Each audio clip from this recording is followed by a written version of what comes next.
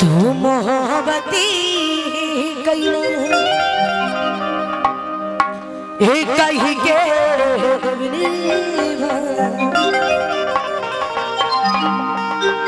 हाँ जी कहीं गई तू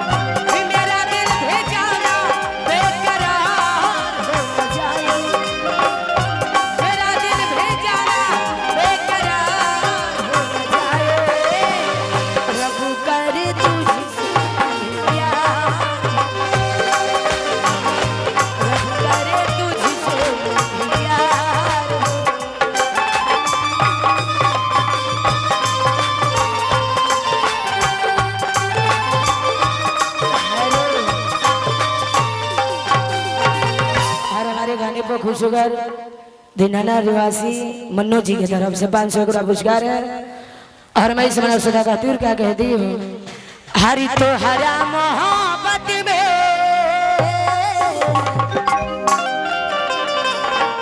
हमारी जिंदगी खराब हो गई। तुम्हारा मोहब्बत में जिंदगी खराब हो गई। दिल जब से तोड़ला हमारा के छोड़ला, दिल जब से तोड़ला हमारा के छोड़ला, संगतिया शराब हो गई।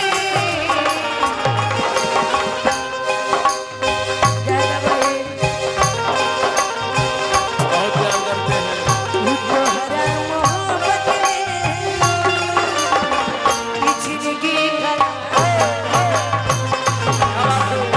तोहरा मोहब्बत में जिंदगी खराब हो गई। दिल जब से तोड़ला हमारा के छोड़ला,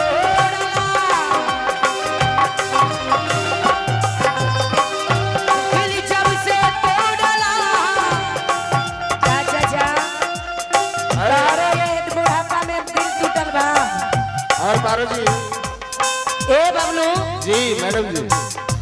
हई चाचा के देखा, ए इनकरो लागत है कि चाची इनकरो से दिल टूट दे हले बाड़ी। ये बात नहीं है पारो जी। हाँ भले इनका उम्र 55 का है हाँ। लेकिन दिल अभी 55 का है। और जानते हैं क्या क्या बबलू जी, जी? कौन कहते हैं कि बूढ़े इश्क नहीं करते हैं? क्या बात है।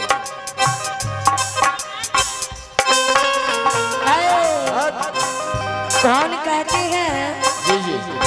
कि बूढ़े इश्क नहीं करते हैं? हाँ करते हैं हाँ। मगर इन पे कोई शक नहीं करते हैं। चाय रखला, सुबेरे चाय पी लिया चाचा रखला, हम